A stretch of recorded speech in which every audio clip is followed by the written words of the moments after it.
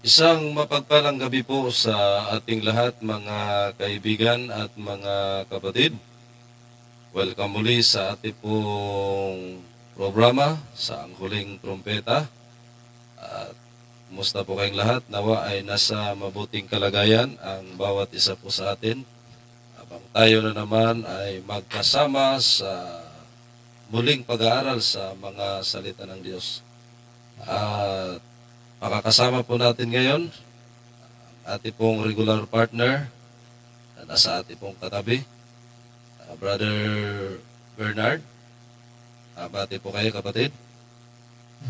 Maraming salamat po at magandang gabi po sa ating pong lahat at sa lahat po ng patuloy na sumusubaybay sa Ang Huling Trumpeta.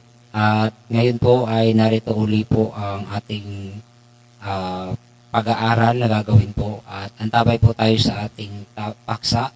Nagkaroon lang ng kaunting technical problem pero patuloy po tayo sa ating programa po. At magandang gabi po muli sa atin pong lahat at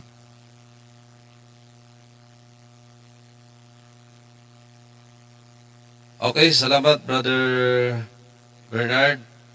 At kung sakaling meron kayong mga katanungan, komento at reaksyon, pwede po kayong mag-message sa pamagitan po ng pag-type ng inyong pong mga mensahe sa ating pong comment section sa ating pong live.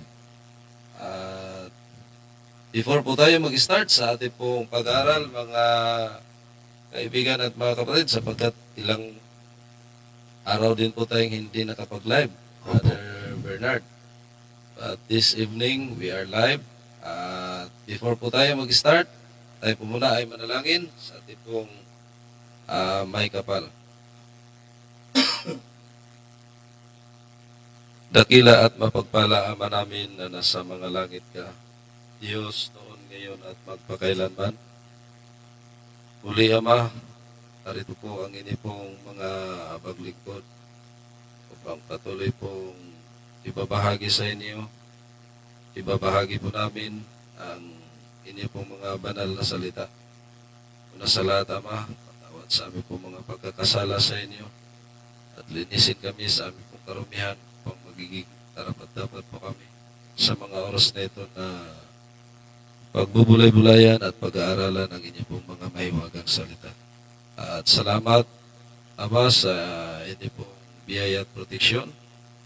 Patuloy niyo pong ipinagkaloob at sa mga oras na ito, kami pong kahilingan, pagkaloob nawa ang inyo pong banal na espiritu, ang kaalaman, karunungan sa amin nawa upang maihayag ang inyo pong mga katotohanan. Ganon din sa amin pong mga sumusubaybay, ang unawa na maunawaan ng simple ang inyo pong mga mahiwagang salita.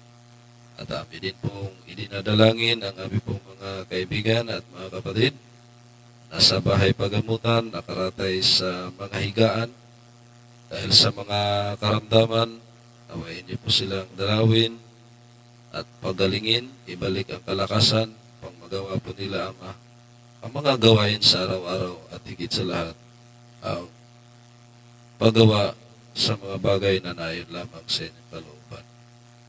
Salamat, Ama, sa inyong pong pagkikinig sa inyong mga dalangin. Lahat ng ito ay aming hiniling at pinasalamatan sa pangalan lamang ni Jesucristo, personal at tagapagligtas. Amen.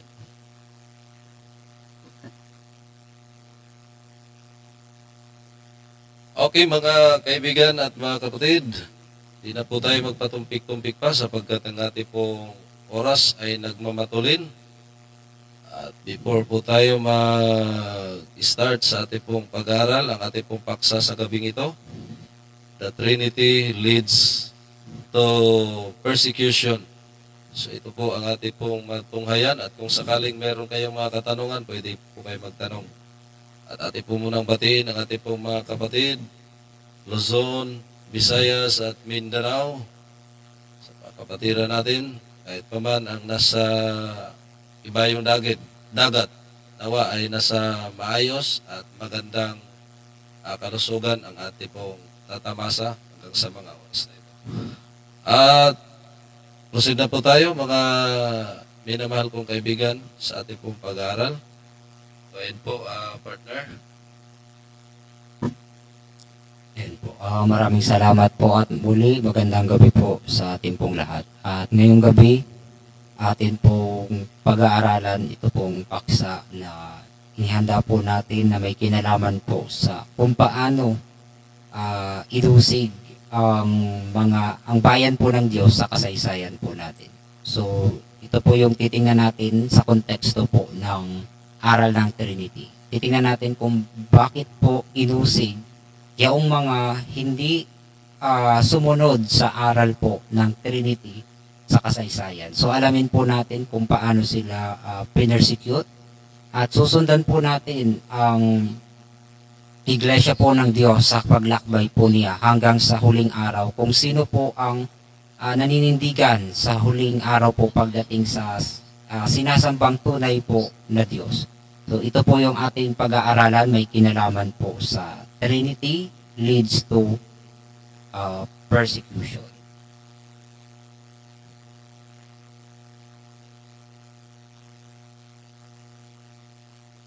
So ayan po, ang paksa po natin ay the Trinity leads to persecution.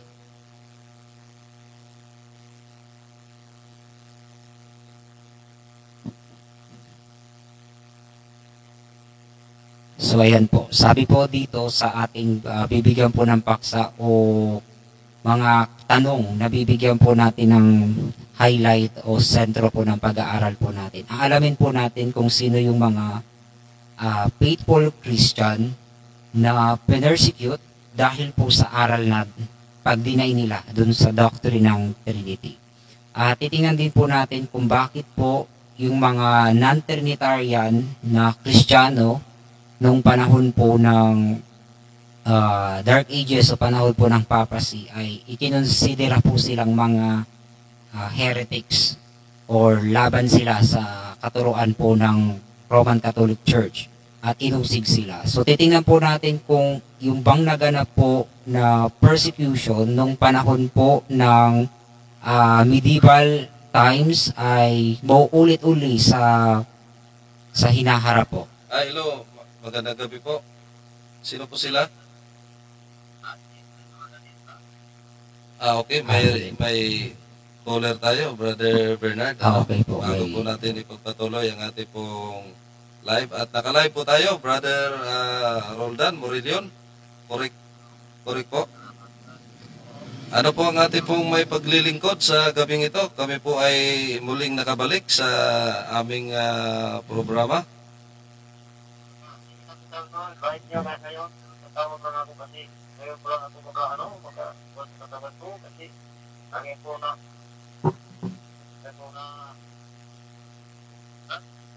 mga kaibigan, mga kapatid. Live ako ngayon? Yes, naka-live po, naka-on air po kayo, kapatid.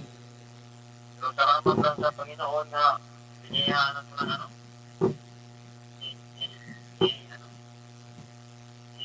anak niya, nagalo ka ngayon.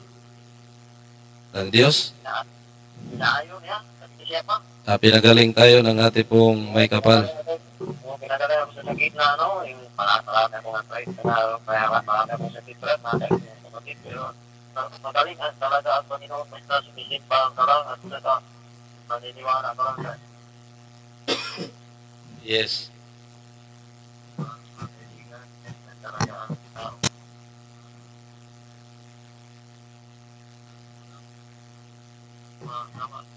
Kasi hindi siya maniniwala, labi na yung asang sa paula, maniniwala yung mga tao dito.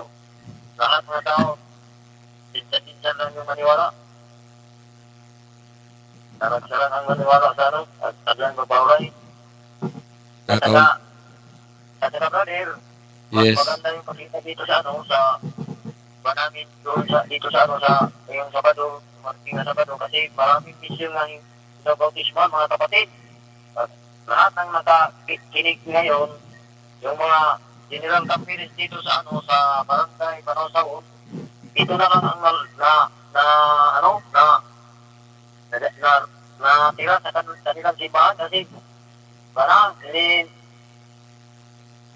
gumawa sila na, yung sinisya, ano pa yung dito na sa, sa local company, yung lahat, atin mahulot ang tanan ng mga general company sa Panawsaon, Barangay Panawsaon, Bayabat, Surigao del Sur.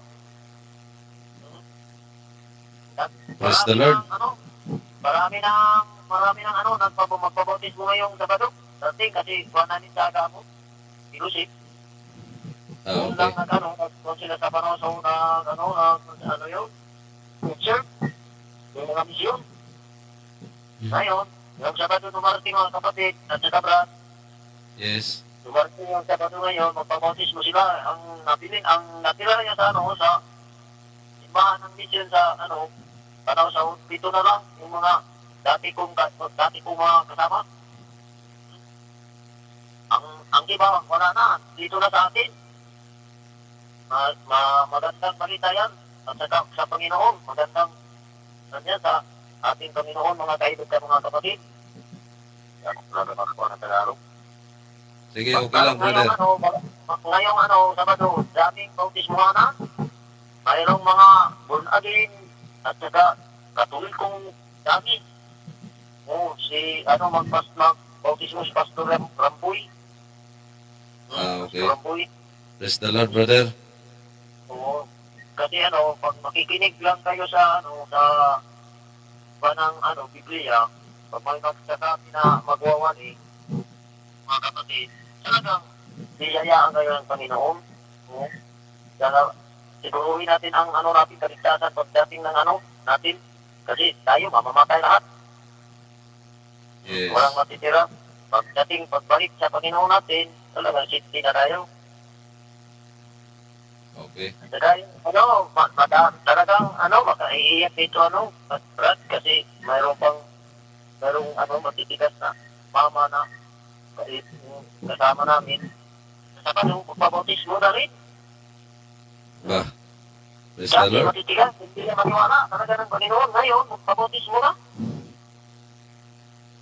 Hindi paniwalaan talaga ng Panginoon kasi siya ang sa yung matanda na yun, mga tinta mahigit.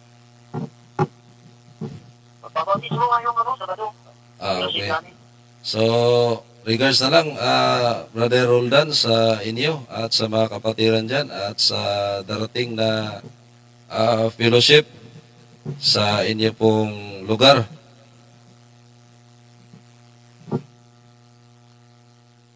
At salamat, Brother Roldan, sa inyo pong pagtawag. Salamat po sa inyo pong pagtawag, Brother Roldan. At pwede po mamaya, after ng ating pong live, pwede po kayong tumawag uli. At siguro ating po munang ipagpatuloy, Brother Bernard, ang ating pong pag-aaral sa gabing ito. Thank you, Brother Roldan, sa inyo pong pagtawag. God bless. Go ahead po, kapatid. Ayan po. Maraming salamat po sa ating kapatid na nagbigay po ng mensahe. Sabi nga ay marami nga pong mababautismuhan po sa kanilang lugar po. At purihin po ang Diyos sapagkat ang Banal na Espiritu ang kumikilos sa huling araw po na ito. At ngayon nga pong gabi, so atin pong i-continue yung ating pag-aaralan po na inihanda pong paksa. At ito po ay mahalaga rin para makita din natin kung sino yung mga inusig na bayan po ng Diyos sa kasaysayan. At sino sila ngayon?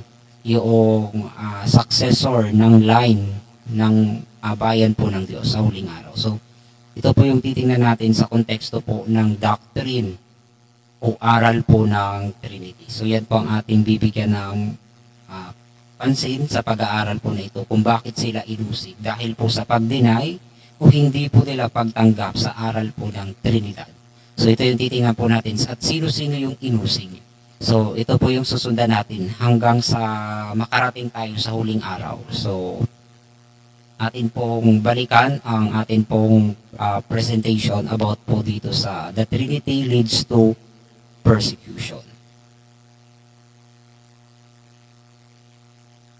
Sa aklat po ng Apokalipsis, atin pong, kung babasahin po natin sa Apokalipsis 6:9, meron po diyaang makikita na mga inusig na mga banal o bayan po ng Diyos. At titingnan natin ito sa kasaysayan, kung sino po itong inusig, sino yung kanilang pinanggalingan, at sino yung naging successor nila after po initong line ng 7 churches. So, ang focus lang natin dito ay under po ng ikalimang selyo or ikalimang churches sa 7 churches or sa 7 seal.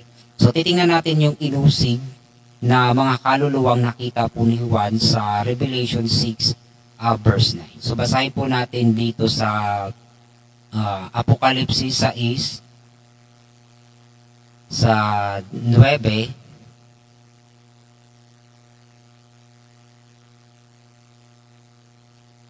Yung English po muna. Basahin po natin yung nakasunod. When he opened the fifth seal, I saw under the altar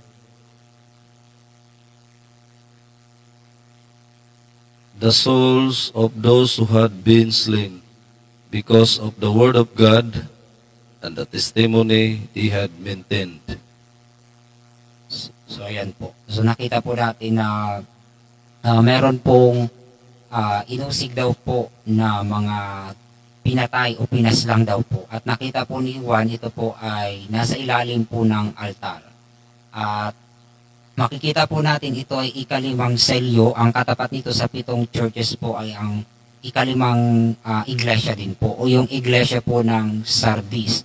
So dito naman yung ikalimang selyo po kung atin pong titingnan. So basahin natin sa Tagalog yung Apokalipsis 6 versikulo 9 po.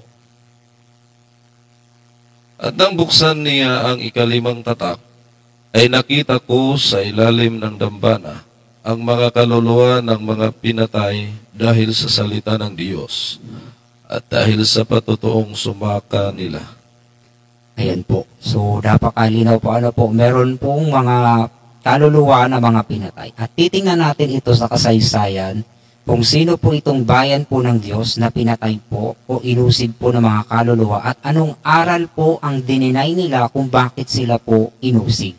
So, bukod po sa Sabat. So, titingnan natin dito kung ano yung doctrine o aral na tinanggihan nila na nagresulta po sa kanilang persecution. At sino yung kanilang pinanggalingan at sino yung naging kahalili nila after po mausig nitong ikalimang church or yung ikalimang selyo na merong mga kaluluwang pinaslang. Sapagkat ito pong mga pinaslang po sa Apokalipsis 6 verse 9, kung itutuloy po natin sa verse 10 hanggang 11, ito po yung sabi. Sa verse 10.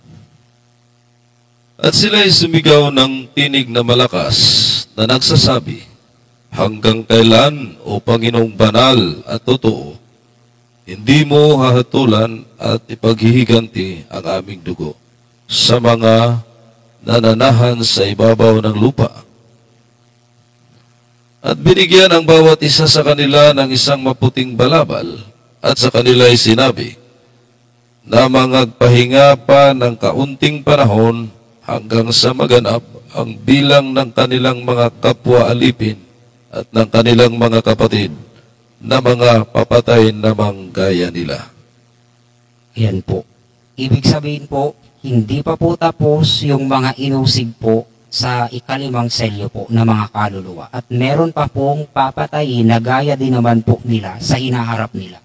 So ito yung titingnan natin sapagkat kung sino po yung inusig nung panahon po ng ikalimang selyo o ikalimang iglesia ay sa huling araw din po sa hinaharap nila ay meron din pong kagaya po nila na papatayin din naman na kapwa daw po alipin nila. So dito natin makikita anong aral meron po itong ikalimang selyo o ikalimang church na katulad nung sa huling araw na papatayin pong kagaya po nila. Anong aral po ang isa sa naging dahilan po kung bakit sila pinersecute. So yun po yung ating titingnan dito po sa ating ginagawang pagtalakay dito po sa persecution. So bago natin puntahan ang ikalimang selyo, susundan po natin ang paglakbay ng bayan po ng Diyos o ng Kristyanismo po hanggang makaabot sa huling araw. At yan po yung ating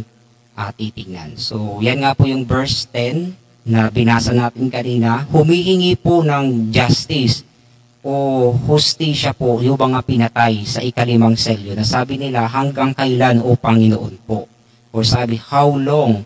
Ibig sabihin po, sila po, ang mga kaluluwa po na ito na pinaslang nung panahon po na yan ay nangangailangan po sila ng judgment o tiyatawag po natin na kagantihan po ng Diyos laban dun sa mga nang-usig po sa kanila.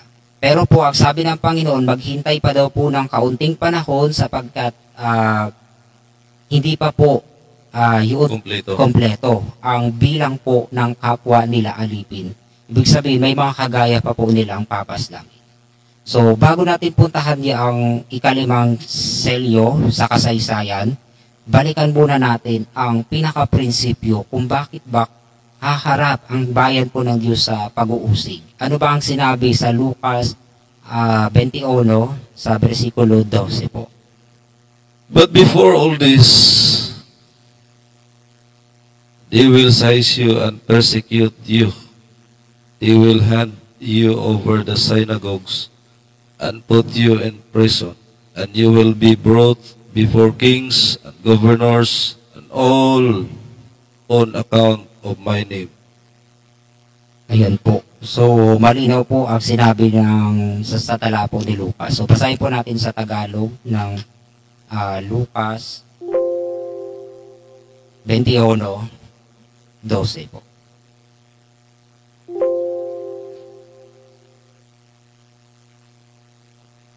Datapwat bago mangyari ang lahat ng mga bagay na ito, ay huhulihin kayo at pag-uusigin kayo, na kayo'y ibibigay sa mga sinaguga at sa mga bilangguan, na kayo'y dadalhin sa harapan ng mga hari at mga gobernador dahil sa aking pangalan.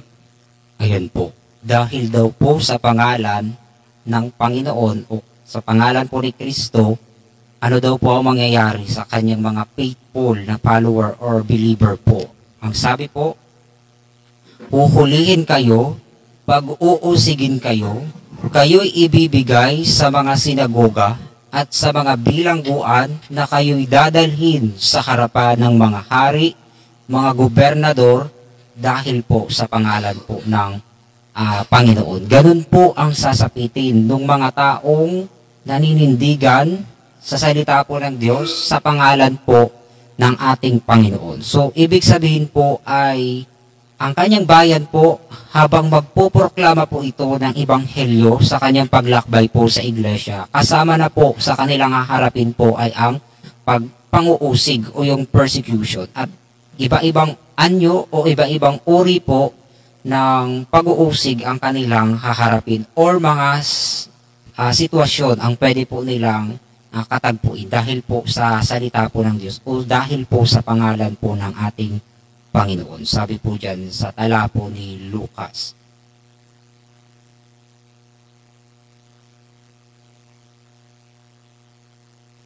So ayan po. Yun yung prinsipyo na ating makikita sa Biblia na ang kanyang bayan po ay normal po na makakaranas po ng persecution. At dito natin titingnan sino po itong mga unang Kristiyano na inusig hanggang makaabot tayo sa ikalimang selyo po, yung church na kung saan marami pong pinaslang. So yun po yung titingnan natin mamaya kung anong church po yun sa kasaysayan, sino yung kinatuparan po noon. So sisimula natin sa early Christian persecution po ng history. Sino po ba ang unang mga totoo or pure na Christian po na naglakbay mula sa apostolic time hanggang sa huling araw? So, unahin natin sa panahon po ng apostolic time. Sino-sino yung mga Christian ayon sa record po ng history? Sino yung anong katangian ng mga Kristiyano po na tagasunod ni Kristo na nakasurvive nung panahon po ng first century persecution sa panahon po ni Nero at sa mga naging successor po na mga manguusig. So tingnan natin, ayon po sa record noong 3rd to 4th century po, ayon dito sa isang referensya, ayon kay Epiphanius, sa kanya pong aklat po na Adversus Heresies sa page, sa chapter 29 verse 7 po ng kanyang aklat. Historical book po ito, itong kay Epiphanius. Anong sabi po niya? Sino daw po ang mga direct na believer or mga follower ni Kristo na mga tagasunod po niya na nakasurvive hanggang nung panahon ng 3rd to 4th century po. Ayon dito sa record, the Nazarenes do not differ in any essential thing from them, since they practice the custom and doctrines prescribed by the Jewish law, except they believe in Christ. So ito daw po mga Kristiyano po na ito na tinawag po ni Epiphanius na Nazarenes or Nazareno sa Tagalog po o sa Pilipino. Ang katangian daw po nila, halos wala silang pinagkaiba po sa mga Hudyo. Bakit po? Sinusunod po nila yung mga custom and practices or yung Jewish law po. Sumusunod sila sa kautusan, pero ang kaibahan po nila sa mga Hudyo, dahil nga Kristiyano po sila, naniniwala or nananampalataya po sila kay Kristo. Naniniwala po sila sa resurrection of the dead, kasi nga isa si Kristo sa nagpatunay ng pagkabuhay na maguli. Si Kristo po ang unang tinawag na first fruit ayon kay Pablo.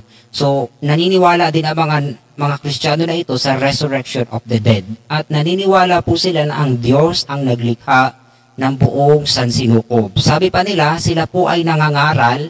Ito po tandaan po natin yung record po. Sabi, they preach that God is one and that Jesus Christ is His Son.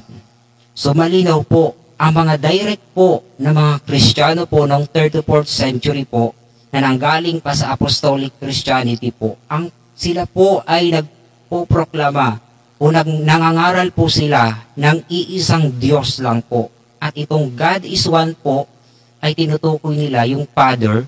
At itong Father po na ito, itong one God po na ito ay meron po siyang anak or son. At ito daw po ay si Jesus Christ. So malinaw po ang mga Nazaren. Hindi po sila nagtuturo ng doctrine po ng Trinity. Sapagkat ito mga Nazaren po sa kasaysayan ay hindi po ito Trinitarian. Sapagkat naniniwala po sila na meron lang po nag-iisang Diyos, ito po yung Father, at meron po itong bugtong po na anak na si Jesus Christ. At ano pang katangian po ng Nazaren? Sila po ay Sabbath keeper. So malinaw po. Ito pong mga Nazaren po, Sabbath keeper, at the same time, naniniwala po sila, nagpoproklama sila ng iisang Diyos lang po ang Ama, na meron pong bugtong po na anak na si Jesucristo. So, ito pong mga Nazaren ay Sabbath keeper. Ito yung mga direct po na Kristiyano. So, tingnan natin sa Bible, sino po itong Nazaren? Na-record po ba yan sa Bible? So, basahin natin ang Gawa 24, versikulo 5 po. We have found this man to be a troublemaker, stirring up riots among the Jews and all over the world. He is a ringleader of the Nazarene sect. Ayan po, malinaw po na nung panahon po na nagkakaroon po ng kaguluhan, binibintangan po ng mga Hudyo na ito daw pong lalaki na ito, which is si Pablo po ang tinutukoy sa konteksto, ay pinangungunahan daw po niya yung sekta daw po ng Nazaren. At ito daw po ang dahilan ng kaguluhan daw po sa buong sanlibutan, which is yung Roman Empire ang tinutukoy. Yun ay bintang po. Binibintangan po nila si Pablo at saka yung mga Nazaren po na pinangungunahan po niya na sila daw po ang dahilan ng riot o kaguluhan. So basahin natin sa Tagalog yung pagkakasabi dyan sa sulat po ni Lucas sa Aklat ng Gawa. Sapagkat nangasumpungan namin ang taong ito'y isang taong mapangulo at mapagbangon ng mga paghimagsik sa gitna ng lahat ng mga Hudyo sa buong sanlibutan at namiminuno sa sikta ng mga Nazareno. Ayan po, may sekta na po pala po doon. At itong sekta po na pinangungunahan po ni Pablo na mga Kristiyanong mananampalataya po, ang tawag po sa sekta po nila or group or organization po nila nung time po ng panahon po ni Pablo po, ang tawag po sa mga Jewish believer po ni Kristo ay tinawag po silang Nazareno or Nazaren sapagkat sinusundan po nila si Jesu Kristo na taga Nazaret. Ibig sabihin po, itong sekta po na ito yung na-record po kanina na binasa po natin sa sulat po ni Epipanios noong 3rd to 4th century na ang katangian po ng mga Nazareno po ay Sabbath keeper at the same time naniniwala sila sa iisang Diyos ang Ama. So malinaw po, itong Nazareno na record po sa history ay ang pinangunahan po ni Pablo na sekta po na tinatawag na Nazareno. So malinaw po, non-Trinitarian po sina Pablo sapagkat si Pablo po ang pinuno ng Nazaren na non-Trinitarian hanggang noong 3rd century. Yan po ang pinanatili ng sekta po ng Nazareno. At the same time, Sabbath keeper po.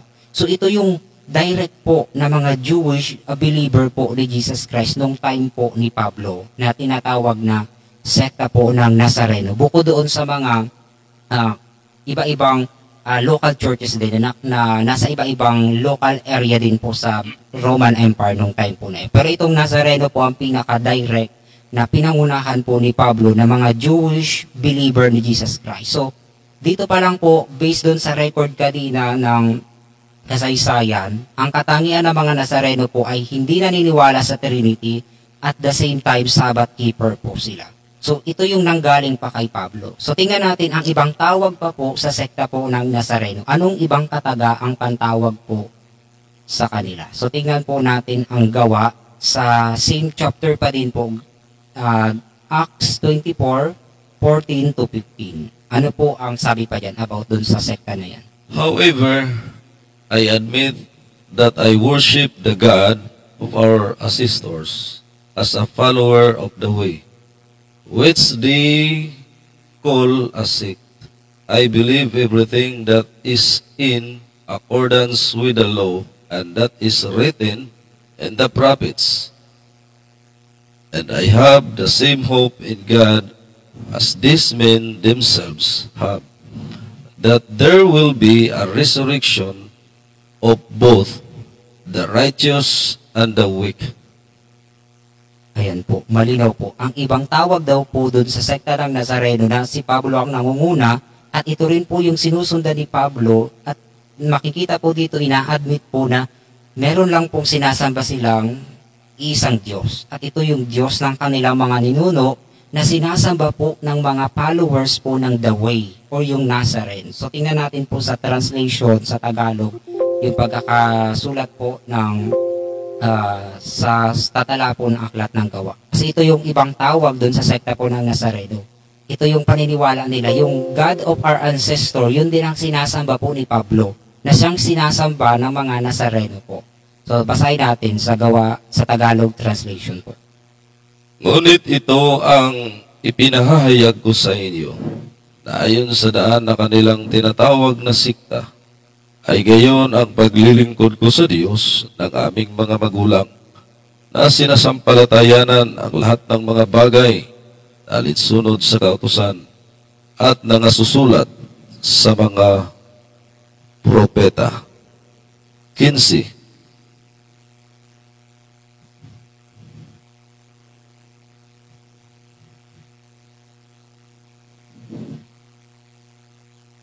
Na may pag-asa sa Diyos na siya rin namang hinihintay nila na magkakaroon ng pagkabuhay na maguli ng mga ganap at yan din ng mga di ganap.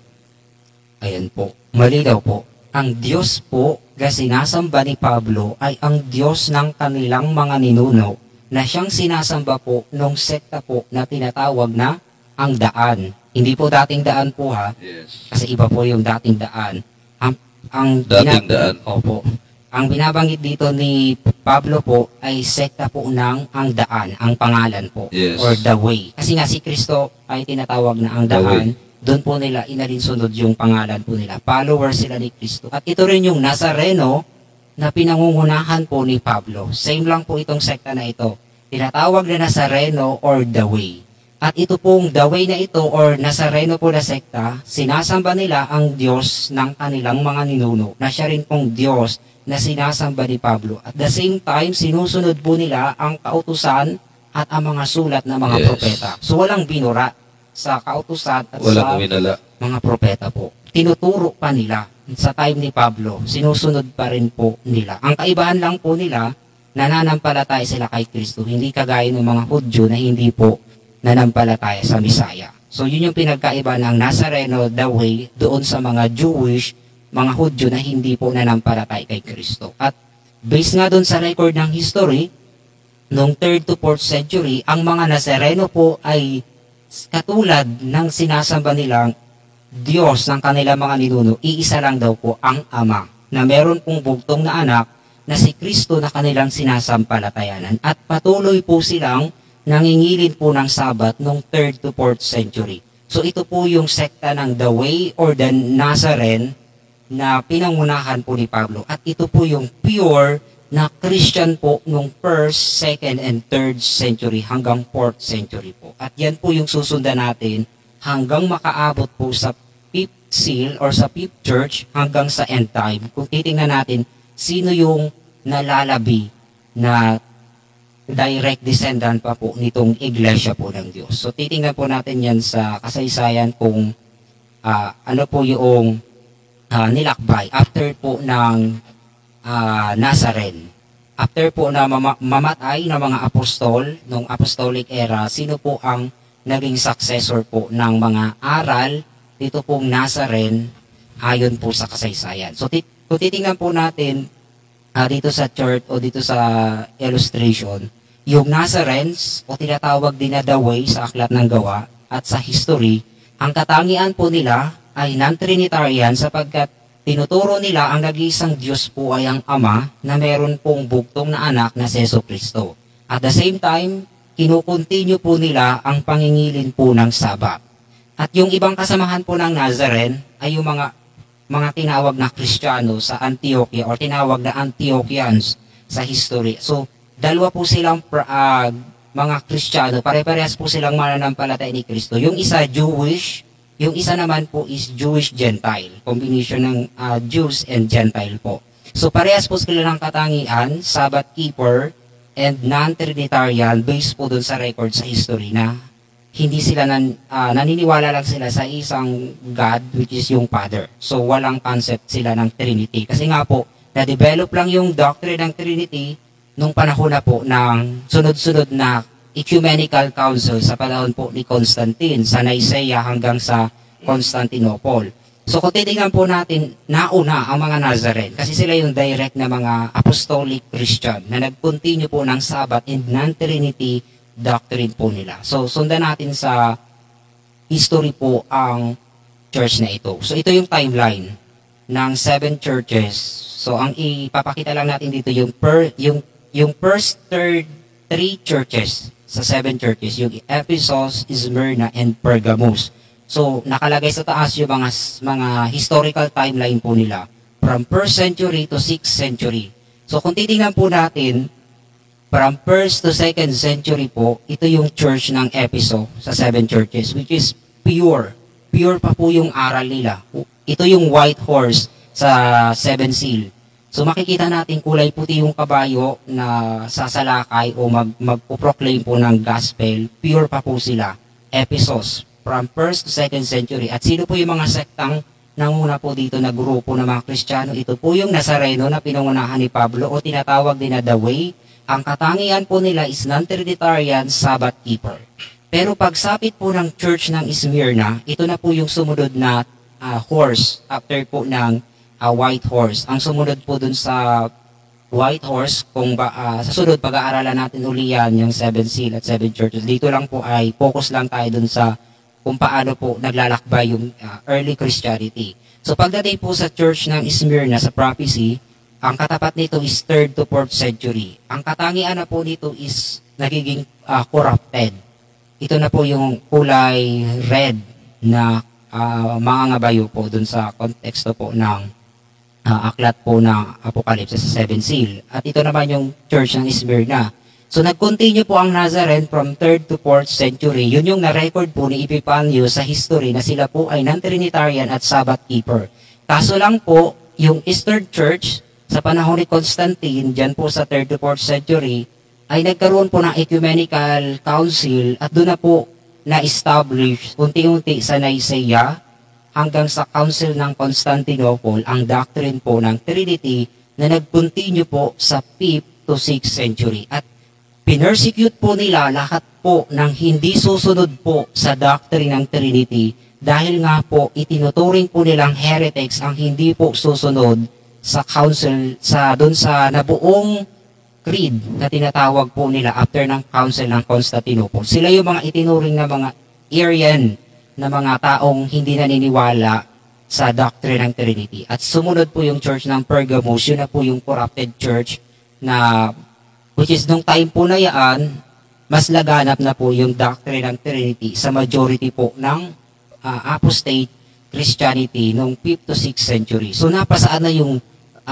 mga successor dito pong Nazarene at nung mga taga-Antioquia na mga Kristiyano. Saan sila tumakas nung panahon po ng persecution? So ito yung aalamin natin hanggang makaabot tayo sa huling araw kung sino yung pure na natitira pong church na itinatag po ng Panginoon. So ito yung record po sa history after po ng Nazarene. After po na nung 3rd to 4th century ma-record sila. Ito yung direct descendant naman po nung mga iglesia po na taga-Antioquia. Saan sila tumungo po? Sila po ay nagsikalat daw po sa part po ng silangan ng Roman Empire or yung Oriental churches na po ang tawag sa kanila. Ito yung mga direct po na mga ancient Christian at anong katangian po nila? Ang katangian po nila, nag-o-observe o nangingilin po sila ng Sabat. So meron pa pong Sabbath keeper nung panahon po ng 4th to 5th hanggang 6th century po. May mga Sabbath keeper pa po. At sila po ay nasa oriental part po ng Roman Empire o nung unti-unting bumabagsak na Roman Empire, Western Roman Empire at saka yung Eastern Roman Empire. So mapapansin natin, ang katangian pa rin po nila Sabbath keeper at the same time sinasamba po nila si Kristo na kanilang tinuturing na Panginoon ng Sabat at biblical naman po yun, si Kristo ang Lord of the Sabbath ayon sa Biblia. So meron pa rin po mga Sabbath keeper noong 5th to 6th century at ito yung tawag po sa kanila nung time po na sila ay mag-disperse o magsilikas po dahil po sa persecution laban po sa kanila. Kasi nga hindi sila sumunod doon po sa mainstream Christianity na na-develop po under po ng Nicaea sa Council ng Nicaea at yun yung sinundan nilang creed. Ito yung mga hindi dun sumunod at pinanatili nila yung original na biblical na doctrine po or yung mga aral na nakabatay po sa Biblia. So sino-sino po ito? Yung mga early Christian po na taga-Antioquia po, nag-migrate po sila, pasilangan po, tumungo po sila sa lugar po ng Armenia or sa banda po ng Mountains of Ararat sa may lugar po na yun sa Armenia, modern day Armenia. Samantalang yung mga Nazarene po ni Pablo, na pinangunahan po ni Pablo, nagsitakas naman po sila sa Pela, sa Galilee, hanggang sa baybaying dagat po ng Mediterranean. At ang katangian po nila ay pare-parehas po silang mga Sabbath keeper. At the same time, non-Trinitarian ang character nila sapagkat one God, the Father lang po ang kanilang sinasambang nag-iisang Diyos na tunay at kinikilala na merong bugtong na anak na si Jesucristo ang tagapagligtas. So tignan po natin yung record ng mga taga-Antioquia na pumunta sa Ararat na mga Kristiyano po. Anong katangian po nila? Based po dito sa record po ng history sa aklat po na The Rise and Fall of the Roman Empire sa volume sa page 543, sabi dito, this was the primitive form of Christianity that spread in the Taurus Mountains as far as Ararat. Dahil po sa persecution po na nararanasan po nila, sila po ay nagsitakas po sa kabundukan. Nag-country living po sila, palayo po sa sentro po na nag-a-apostasy na Christianity po kasi nga uusigin sila doon. Kapag hindi nila sinunod po yung mainstream na doctrine na creed na nabuo sa Nicaea. So yung karamihan po ng mga taga-Antioquia, mga descendant po nila ay dumiretso po sila sa kabundukan po ng Taurus hanggang po sa kabundukan po ng Ararat. Ito po yung mapa kung ating titingnan. Mula po sa Antioquia, unang tinawag po na Kristiyano, sila po ay nagsilikas po sa kabundukan po ng Ararat. At ang tawag po sa grupo na ito ay tinawag po silang Paulician sa history. Ibig sabihin, sila yung mga direct po na follower po ni Pablo. So, bukod po sa Nazarene, yung Nazarene sa west part sila, sa tabing dagat. Samantalang yung Pulisya naman, sa kabundukan po sila nagsitakas. At tingnan po natin, susundan natin kung sino yung church na ito hanggang sa huling araw po, yung mga humahawak sa totoong pure na biblical doctrine po. Ito yung paniniwala po ng mga Pulisya na tumakas po sa Ararat. Anong doctrine po meron sila? Sila po ba ay Trinitarian? Sinusunod po ba nila ang doctrine sa Nicaea at Constantinople noong panahon po na yan? Ito po yung record po sa history ayon po sa aklat na The Key of Truth, a Manual of the Pulician Church in Armenia. So ito po yung fundamental belief ng mga Pulician po na Kristiyano sa Armenia po o dun sa Ararat. So ano daw po ang paniniwala nila? Sabi po dito, around 1800 AD po, ito yung paniniwala nila. They believe, sabi dito, we have believed and know that thou art Christ, the Son of God. So kinikilala po nila si Kristo na anak po ng Diyos, who was come into the world. So yun po ang kinikilala nila na only begotten Son or the only born Son. So sila po ay against dun sa doctrine po ng Nicaea at sa Constantinople. Iba yung doctrine dun is Trinity. Pero sila po ang sinasamba po nila is yung God the Father, yun yung nag-iisang God, at meron po itong Son, ang mediator or tagapamagitan or intercessor, at meron, kinikilala din po nila ang Holy Spirit na tinatawag nilang the dispenser of grace to us who believe. So, hindi po sila Trinitarian. Ito mga Pulisya na direct na mga follower po ni Pablo na nanggaling po sa Antioquia, na mga Kristiyano na inusig po na nagsitakas po sa kabundukan. Ito yung mga pure na Christian po na tumakas nung panahon ng persecution. After po ng grupo ng Pulisya, saan sila tumungo? After po na paglipas ng 1800, napasaan na po yung grupo nila. So, nag-iiba-iba yung tawag, depende po sa takbo ng kasaysayan. So, nung panahon ng 700 to 1800s po, Pulisian sila, yung mga nandun po sa kabundukan ng Ararat. After po noon, nag-migrate po sila at yung aral po nila na ipasa po nila sa mga naging Kristiyano po sa lugar po ng Islovia. At ito po yung tinawag po na grupo po ng mga Bogomils sa kasaysayan. O ang ibig sabihin po ng Bogomils ay friends or lovers of God. At anong paniniwala po nitong mga Bogomils? Sila po yung mga nag-migrate patungo po ng Bulgaria sa eastern part po ng Europe. At sila po yung nagpatuloy po ng biblical fundamental belief na patuloy ikinontinue nila yung Sabat at ikinontinue din po nila yung paniniwala ng mga Pulisya sa one God the Father at only begotten Son na si Jesus Christ. So tingnan natin yung record po ng history kung ano po ang kaugalian ng mga Bogomils. So ito muna yung mapa. Kayong kanina po yung grupo ng Pulisian na mga Sabbath keeper na nasa kabundukan ng Ararat at sa Taurus Mountain.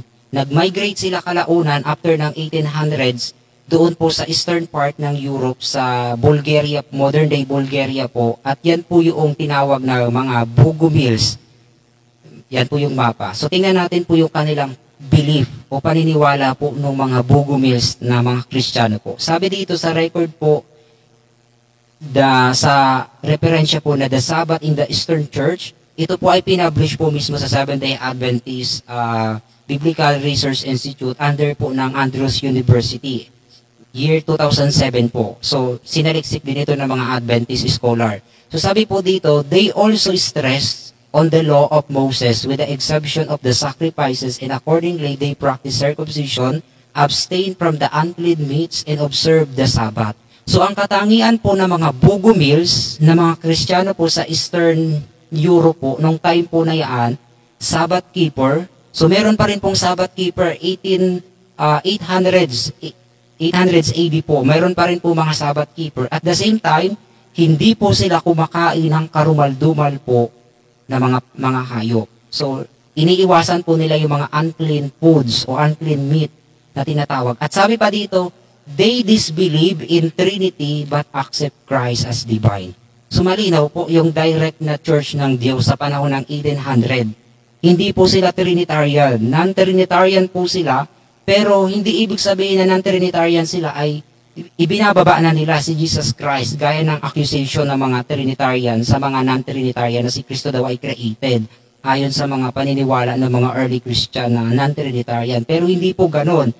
Itong mga grupo po ng Bogomilis mismo ang nagpapatotoo po na hindi sila naniniwala sa Trinity pero tinatanggap nila na si Kristo po ay totoong Diyos, God or divine. So, malinaw po, ito yung totoong fundamental belief na ipinapagpatuloy po ng mga pure na Christian na nagpatuloy noong 1800 na ang tawag sa grupo po nila is Bogomils doon po sa Eastern Europe. So, non-Trinitarian sila at the same time Sabbath keeper. So, tingnan natin yung naging kasunod po nila o successors. So, ito yung mapa kanina, mula po sa Pulician, naisalin yung doctrine sa Bogomils from 7th to 10th century po. At still po, Sabbath keeper pa rin po at non-Trinitarian. Kahit po ang mainstream Christianity ng time po na yan ay Trinitarian, yung Catholic Church.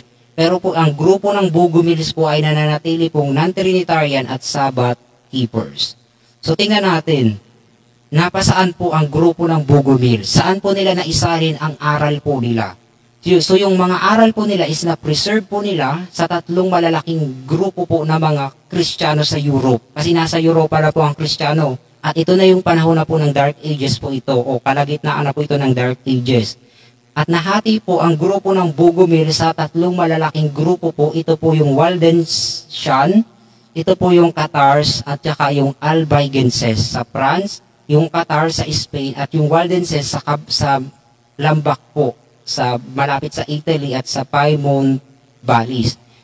Titingnan natin itong tatlong grupo na ito na inusig po nung panahon ng Dark Ages. Ito yung subject po ng persecution under po ng Roman Catholic Church. At titingnan natin, ito yung napagpasahan po nung original na aral po ng mga Bogomils na galing pa po sa Biblia.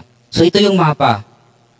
Mula po sa grupo ng Pulician, mula sa Ararat, na isalin po sa Bulgaria sa grupo ng Bogomils. At yung mga Bogomils naman po, nahati sila sa tatlong malalaking grupo nung lumaki na po ang grupo nila sa Europe po. At ito yung Waldensian, Cathar at saka po Albigenses. So halos na-occupy na po nila ang halos buong Europe po nung panahon ng Dark Ages.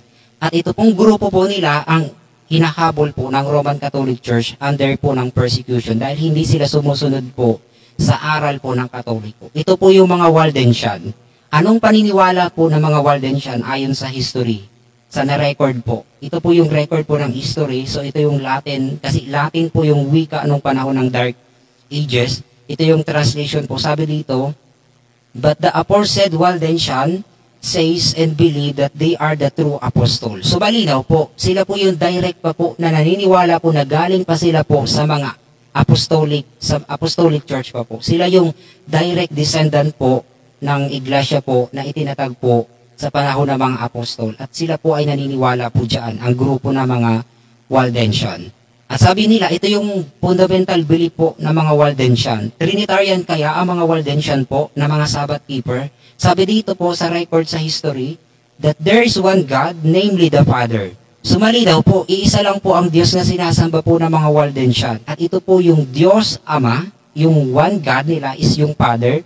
At naniniwala po sila na meron itong isang nag-iisa pong anak po at ito po ay si Jesus Christ. At naniniwala din sila sa Holy Spirit na tinatawag nilang goodness of God. So malinaw po, ang Waldensian po ay non-Trinitarian, kaya po isa sila sa naging subject po ng persecution ng panahon ng Dark Ages dahil hindi po sila sumusunod sa doctrine ng Catholic Church nung panahon ng Dark Ages. At sila po yung isa sa pinakamatinding na usig po nung panahon po ng medieval times. Ang tanong, itong na-record po sa history na Waldensian, ipinahayag kaya ito ng Diyos sa ating mensahera po, na si Ellen G. White?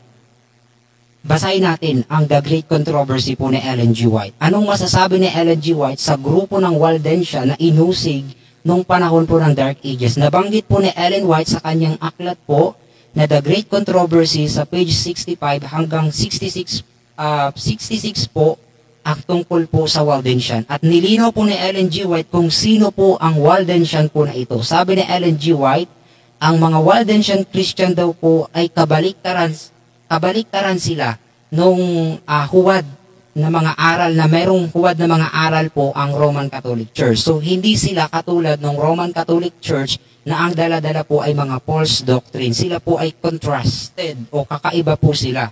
Bakit po? Kasi nga daw po ang pinangahawakan pong paniniwala or belief dito pong mga Waldensian po ayon kay Ellen G. White ay nakabatay daw po saan?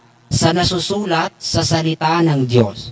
So malinaw, si Ellen G. White na po ang nag-a-affirm na ang mga Waldensian na non-Trinitarian na naniniwala po sa one God at naniniwala sa begotten Son, ito po ang totoong church nung panahon po ng Dark Ages na kabaliktaran ng Roman Church o ng Roman Catholic Church. At sabi ni Ellen G. White, ang aral po nitong mga Waldensian ay nakabatay po sa Biblia.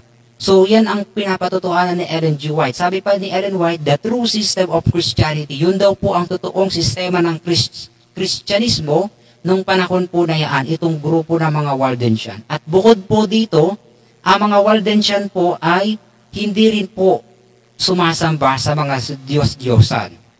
At the same time, ang sabi ni Ellen G. White, ang mga Waldensian daw po ay totoong mga Sabbath keeper. So yan ang katangian po ng bayan po ng Diyos noong panahon ng medieval times na inuusig po ng Roman Catholic Church. Ang katangian po nila, Sabbath keeper at non-Trinitarian, na ang aral po nila ay nakaugat sa salita po ng Diyos. So, yun po ang church na batay sa sinusundan nating history, noong panahon na yan, Waldensian po ang may hawak ng mga biblical truth. At si Ellen G. White, inaffirm po at pinatutuhanan po yan na meron pa rin pong nakasurvive na remnant church nung panahon po ng Dark Ages. At titingnan natin kung ano po ang nangyari sa mga Waldensian po. Taong 1655, dahil po sa pagdami ng mga Waldensian po, minasakar po ng Roman Catholic forces po sa pangunguna po ng under po ng Duke of Savoy sa Southern France po. Ang ginawa po ng Roman Catholic Church, lahat po ng mga Waldensian po ay pinersecute po nila, minasakar po nila. Ito yung makasaysayan po sa history na persecution. Ito po yung tinawag na Massacre of Waldensian po noong 1655. At ito po yung isa sa pinakamadugo po na persecution na pumaslang po ang Roman Catholic Church. At makikita natin sino ang pinaslang po nila.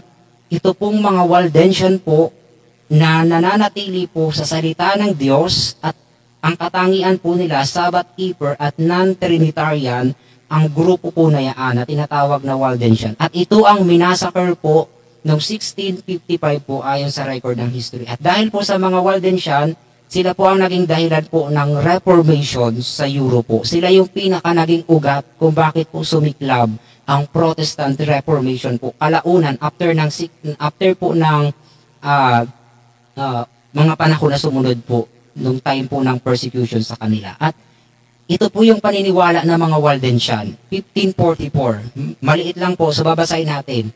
Hindi po sila non-Trinitarian kasi ito yung fundamental belief po ng mga Waldensian ayon po sa Confession of Faith nila noong 1544. Ang sabi dito sa number 1, fundamental belief po nila, we believe that there is but one God.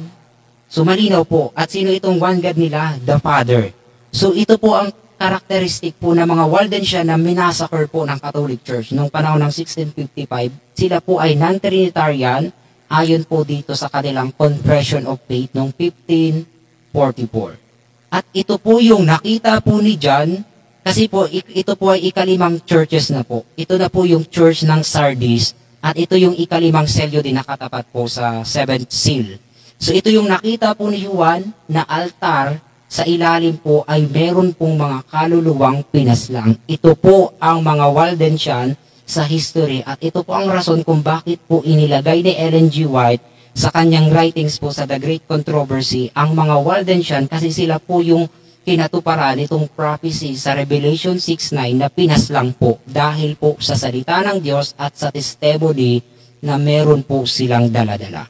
So, yan po yung mga ninuno nating Sabbath keeper na mga Waldensian, sila po yung kaluluwa na humihingi po ng justice sa Revelation 6 verse 9 to 11 po. At sabi, hindi pa po tapos yung katulad nila sapagkat meron pa pong kagaya nilang papaslangin din naman. Ang tanong, sino yung naging kahalili na mga Waldensian after po na i-massacre sila noong 1655. Saan po naitawid ang aral nilang Sabat at saka yung pagiging non-Trinity po nila sa history. So yun yung titingnan natin kasi yun din po yung ipipersecute sa hinaharap na kagaya po nila, sabi ni Juan, na mga kapatid po na katulad rin po nila or alipin na kagaya po nila. So ito yung timeline po. Kung babalikan natin, mula po sa Bogomils, sila po yung naging dahilan kung bakit na-form ang grupo ng Waldensian po sa Europe. At ito yung huli na pinakamadugong pinersecute po ng 12th century ang mga Waldensian po. Ang tanong, sino yung naging kasunod po ng mga Waldensian? Saan nila naisalin yung aral po nilang ng pangingili ng Sabat at yung pagiging nilang non-Trinitarian o hindi po naniniwala sa Trinity. So, 12th century, 16th to 18th century, nag-start na po ang Protestant Reformation. Naisalin po nila ang Sabat sa mga grupo po ng Anabaptist. So, yung mga early Anabaptist po, Sabbath keeper po yan. At saka yung ilang early Puritans po, Sabbath keeper po yan. Ang problema po, karamihan po ng Protestant reformers ay mga Trinitarian. So, napasaan po yung mga ilan po na nanindigan po sa non-Trinity noong panahon ng 16th to 18th century. So meron pa rin pong nanindigan po diyan kahit na matindi yung batas sa England. Kasi po nung panahon sa England po, 17th to 18th century, may batas po noon na hindi nila bawal pong i-deny ang doctrine ng Trinity. Kasi po sa oras na i-deny po nila yon, pwede po silang hulihin o pagbultahin po ayon sa batas po sa England noon. Kaya ganoon po katindi ang batas ng Trinity. Pero may nanindigan kaya nung panahon ng 17th to 18th century na direct na believer na mga Waldensian po at mga early Sabbath non-Trinitarian believer. So, ito po, 17th century, meron pong isang naging tanyag na tao or kilalang tao po sa England nung time po na yan. At ito po ay walang iba po si Isaac Newton, kung kilala po natin yan. At napakatanyag po niyan, si Sir Isaac Newton. At ito po si Isaac Newton, ito po ang dahilan kung bakit po nagkaroon ng Millerites movement, kung bakit po natuklasan ni William Miller yung prophecy ng sa 2,300 days. Kasi isa po sa reference ni William Miller ay yung mga aklat po na sinulat ni Isaac Newton. At ano po ba ang paniniwala ni Isaac Newton nung nabubuhay siya sa England na merong batas ng Trinity? Anong paniniwala po ni Isaac Newton? Ayon po sa kanyang belief, sa record po sa kanyang paniniwala, ito po yung pinangahawakan ni Newton noong panahon po niya na matindi yung batas ng Trinity. Sabi niya, there is one God the Father, eternal, ever-living. So naniniwala din po si Isaac Newton sa iisa lang pong Diyos at ito po yung Ama. So non-Trinitarian din po si Isaac Newton nung time na yan. Naniniwala rin siya kay Kristo, ito yung anak po ng Diyos, na kung saan, sabi dito, the Father hath life in Himself and hath given the Son to have life in Himself. So yan po yung paniniwala ni Isaac Newton. Non-Trinitarian po siya nung panahon po na nagkakaroon ng Protestant Reformation po sa Europe, sa England at sa Germany. So isa po si Newton sa nanindigan po sa pagiging non-Trinitarian. Bagaman, hindi siya publicly nagpahayag ng kanyang religious belief dahil nga po matindi po yung batas nung time po na yan. So ito yung actual na document po ng paniniwala ni Newton. So non-Trinitarian po si Isaac Newton. At si Isaac Newton po ang naging referensya ni William Miller sa prophecy po. Kaya si Miller po, isa po sa kanyang mga references, ang mga akda po dito ni Isaac Newton. Nahawak po ngayon ng Seventh-day Adventist po yung isa sa original na manuscript po na sinulat ni Isaac Newton na patungkol po sa prophecy ng Daniel at Revelation. Isa po ang Adventist sa kumuha noon, which is si Leroy Prum. Siya po yung naghalungkat ng history niya. At binili po ni Leroy Prum yung original na mga manuscript po na isinulat ni Newton in terms sa prophecy. So, isa po si Newton sa mga pioneering natin ng Millerites before ang Seventh-day Adventist. Ang tanong, saan na isalin yung pagiging non-Trinitarian at Sabbath keeper? 18th century po yun. So, 19th century, umusbong na po ang Adventist movement sa Amerika. So, yun na nga po yung sumibol na tinatawag na Seventh-day Adventist Church na ang katangian po ay Sabbath keeper. At anong paniniwala po ng mga early Adventists pagdating sa Diyos? Non-Trinitarian po sila. Inaamin po yan, proven po yan sa history ng Adventist. Non-Trinitarian po ang mga early Adventist po natin. Kasi galing pa po sila dun sa mga non-Trinitarian na mga pioneers din nila. So kung titingnan po natin saan naisalin yung aral noong 19th century na mga early Adventist. Ang problema po, pagsapit po ng 20th century, 1980, nagkaroon ng panibagong fundamental belief po ang Seventh-day Adventist Church. At ano na po yung naging bago nilang fundamental belief? Wala na po yung original na 1872 na fundamental belief at pinalitan na po nila, especially pong ipinasok nila yung doctrine po ng Trinity kasabay po ng ecumenical movement noong kalagitnaan ng 20th century or taong 1800s onward, 1950s onward rather.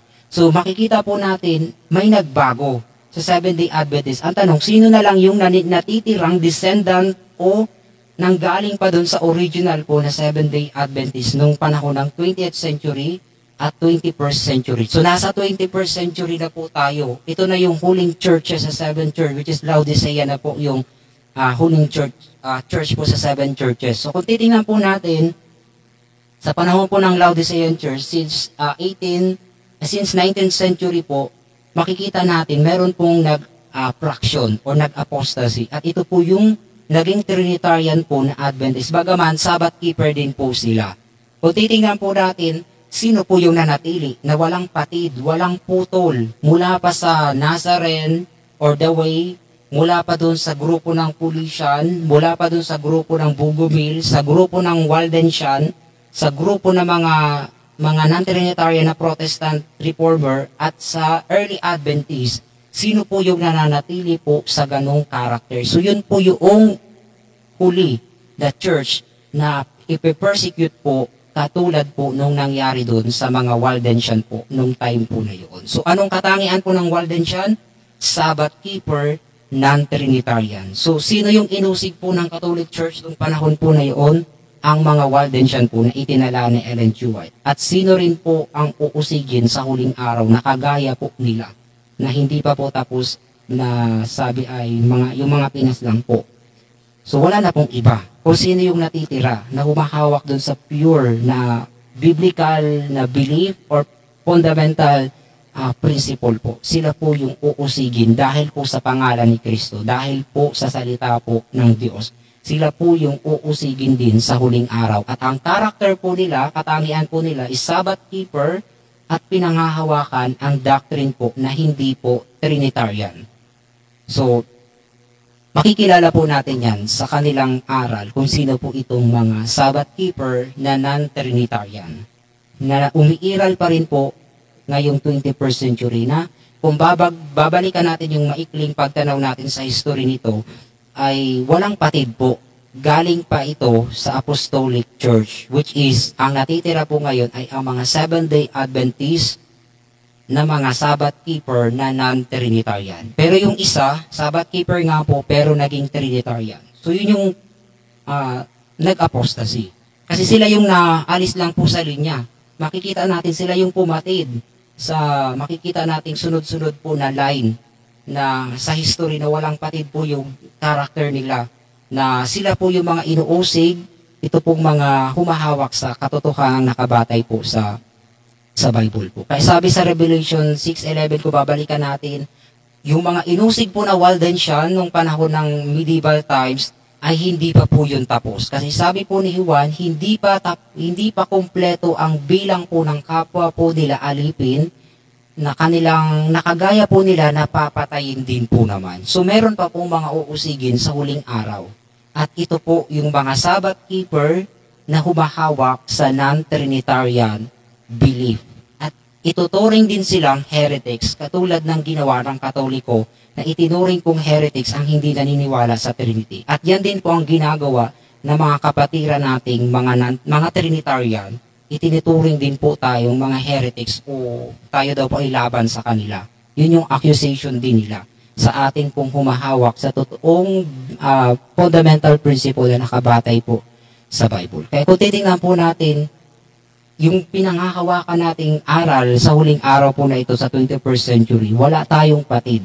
Hindi tayo naputol mula sa Apostolic Church, dun sa mga ninuno nating Nazarene, or dun sa grupo ng mga taga-Antioquia na mga Kristiyano na tumungo sa kabundukan po ng Ararat. So same tayo ng aral, wala pong naputol. Ang nag-apostasy ay yung nag-start sa Nicaea na ngayon po yung doctrine ng Trinity. Sila po yung pinaka nag-apostate po na tinawag na Roman Catholic Church, yung pinakamalaking church po na na-develop sa history na nagkaroon pa ng mga daughters sa huling araw po natin na iba-ibang sekta din po na may katulad nilang doctrine po. Sana po hindi tayo mapabilang dun sa kanila sapagkat yun po ang Babylon o yung mother of harlot at tayo po ay dapat nasa labas noon. Pero ang kaakibat naman ito, uusigin po ang hindi papasakop dun po sa nag-aangking mother church po na ito sa Revelation 17. So, yan po yung Trinity na nagdulot po ng persecution sa kasaysayan po. Dahil po sa mga tao na nag-deny sa doctrine ng Trinity, inusig po sila at ang nagpapatotoo dyan, ang mga Waldensian po, noong 1600s po, na inusig po sa Southern France nung panahon po na yun. At yun yung hinighlight ni Ellen G. White sa kanyang aklat na The Great Controversy. So yun din po ang sasapitin nung nalabi na successor o nanggaling sa mga Waldensian. At tayo po yun na mga Seventh-day Adventist Church na Sabbath keeper at non-Trinitarian. Kaya anong payo uli ni Kristo? Sabi sa Mateo 10, versikulo 22, You will be hate by everyone because of me, but the one who stands firm to the end will be saved. Yan po. Malinaw po sa pagkakasabi po ni Kristo po. So, basahin natin sa Tagalog ang pagkakasabi sa Mateo 10:22.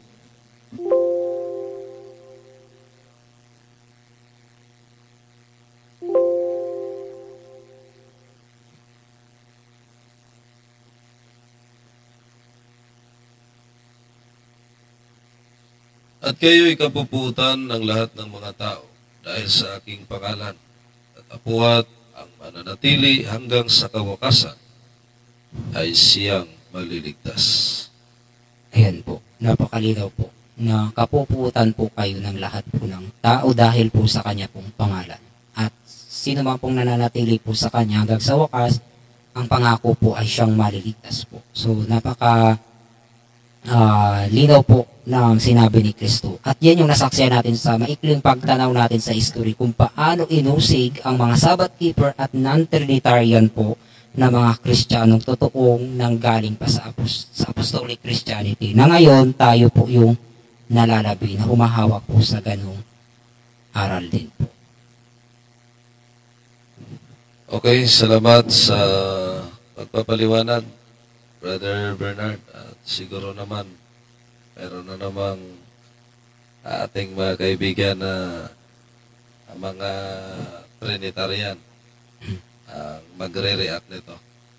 So, ngayon nga magpapahiwatig, magpaparamdam yung ating kaibigan, Brother Edgar. At antayin po natin kung ano naman ang kanyang ika-counter dito, Brother Bernard. At napakaliwanag naman. Para sa atin, wala na po tayong dapat pang ma-explain or ihayag pa sapagkat napakalinaw naman sa ngayon sa kasaysayan. So, antayin na lang natin ang ating kaibigan kung ano na naman ang kanya pong ika-counter dito. Pero napakaliwanag po ang mga katotohanan, mga mahal namin mga kaibigan at mga kapatid. Ang sa atin naman po dito ay mahayag, maibahagi ang mga katotohanan na siya po nating dapat malaman. At sa pagkakataong ito, ating po munang batiin ang ating pong mga sumusubaybay, Brother Bernard. At dyan po kay Evangelist Ryan Mapalo, magandang gabi. Magandang gabi din po, Evangelist Ryan, dyan sa parting Mindanao. Meron din sa ating pong kapatid, Sister Vicky Piligrina Aguinaldo, watching from ah, Pililia Rizal, at sa ating pong mga kapatid sa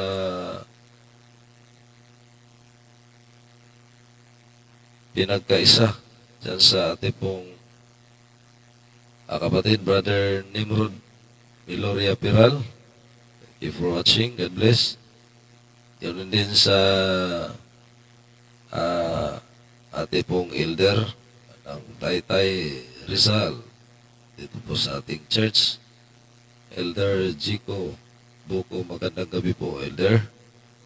At salamat sa inyo pong panonood at sa ating pong mga nakasubaybay ngayon, mga page to Brother Bernard, Facebook page. So, Biblical Truth and Seventh Day Adventist Church Local Conference sa Isaw Church. So, salamat sa inyo pong pag-share, mga kaibigan at mga kapatid. So, Brother Bernard, ang kasaysayan ay nagpatotoo na dahil sa kanilang pagtindig ng naayon sa katotohanan, ay talagang naranasan nila ang pag-uusig hanggang sa ang iba ay pinatay at binilanggo or inulong. Ano po? So, ang kasaysayan, ayon sa ating mabasa sa aklat ng Ecclesiastes 1, versikulo 9, na ang mangyayari noon ay mangyayari din sa ating pong hinaharap na panahon. So, dahil sa mga magpapatotoo, walang persecution na mangyayari kapag walang maghayag, walang magpatotoo.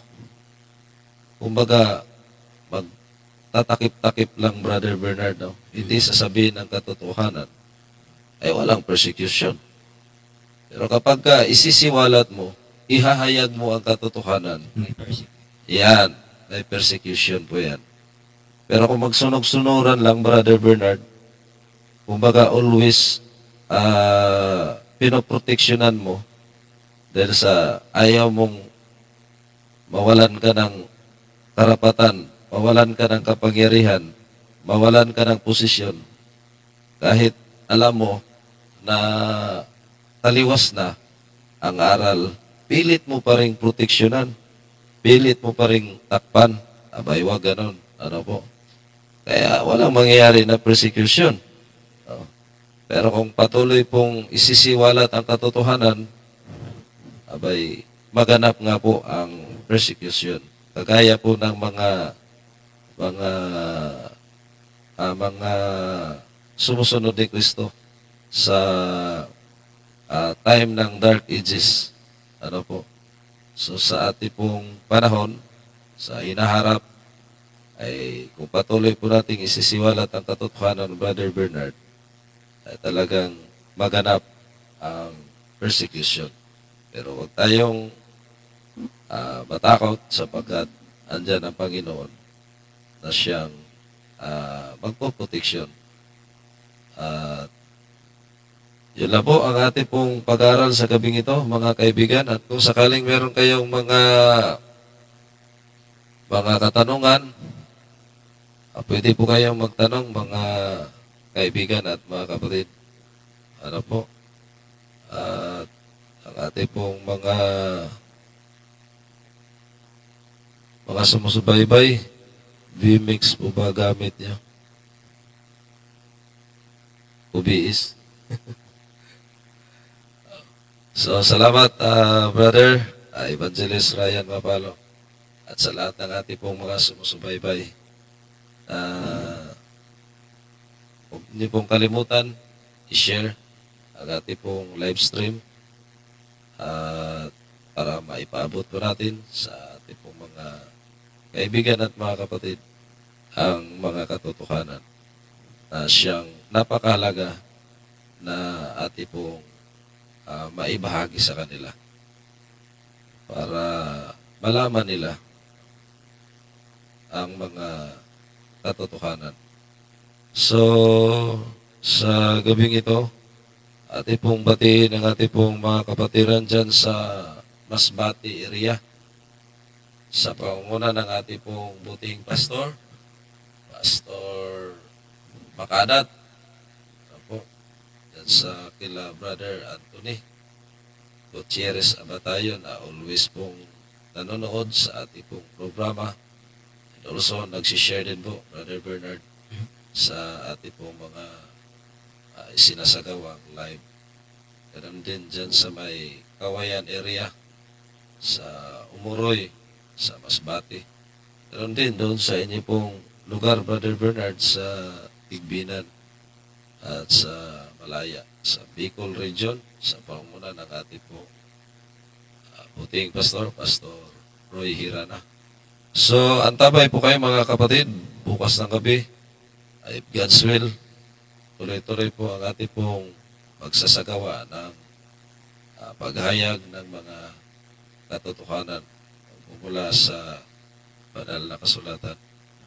So,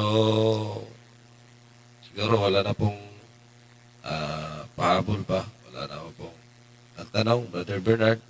And thank you din po sa mga nagpaabot or nag-share, nagpaabot ng kanila pong mga komento sa gabing ito. So, proceed na po tayo sa ating pong closing prayers. Sa inyo po, kapatid.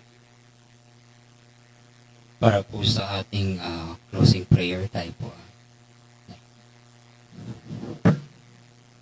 Amang banal, sa gabi pong ito, kami po ay lumalapit at nagpapasalamat po muli sa gabi at sa oras na ibinigay po ninyo upang pag-aralan po namin ang munting kasaysayan po ng bayan po ng Diyos, na hinihiling po namin na dahil po sa nasaksiyan namin ay maging aware at maging handa rin po kami sa sasapitin po namin sa huling araw po na titindig po kami sa inyo pong mga iniwang salita at sa inyo pong pangalan. At nangangako po kayo ayon sa banal na kasulatan na sino man pong mananatili sa inyo pong salita ay sabi nga po ninyo inyo pong ililigtas. At ang pangako po na yan ay aming pong pinanghawakan sa pagitan po ng aming pananampalataya. At bigyan niyo po kami ng kalakasan sa mga oras po na ito sa pamamagitan po ng inyong pong banal na espiritu na siyang iniwan po ninyong patnubay sa katapusan hanggang sa katapusan po ng sanlibutan ang inyong pong mga aliw na sinubo po. At ganoon din po, inihiling po namin na sa oras din po na ito nawa ang lahat po ng nakinig o nanood po sa aming programa, ang pagpapala po ang kanila pong tanggapin at ito po ay maging daan din po upang marinig pa po ng iba ang mga inyo pong salita na magdudulot po ng kaligtasan po sa kanilang mga kaluluwa at ito po ay pinararating po namin sa mga oras po na ito. At hinihiling din po namin ang inyo pong patnubay ang siyang dumapo sa bawat isa po sa amin sa mga gabi pong ito at ilayo po kami sa anumang pong uri po ng kapahamakan sa aming kanya-kanyang tahanan, sa aming pagtulog sa mga gabi pong ito. At hinihiling po namin din na kung kami man po ay may nagawang kasalanan sa isip man, sa salita o sa gawa, kahinaan at inyo po itong patawarin at ganoon din po ang record po ng kasalanan namin sa langit ay ito po ay tuluyang mablatted out o mabura sa talaan po ng aklat sa langit po at ito po ang aming idinadalangin po sa mga oras po na ito at kung hindi man kami nabanggit sa mga oras po na ito, kayo po ang nakakaalam ng lahat at kayo po ang magsisiyasat po ng lahat po ng ito. At ito po ang aming idinadalangin at inilalapit po sa pangalan po ni Jesus na aming personal na tagapagligtas. Amen. Okay, thank you so much, Brother Bernard. And also sa ating pong mga sumusubaybay, nalotigit sa mga nag-share sa ating pong live stream. So bukas,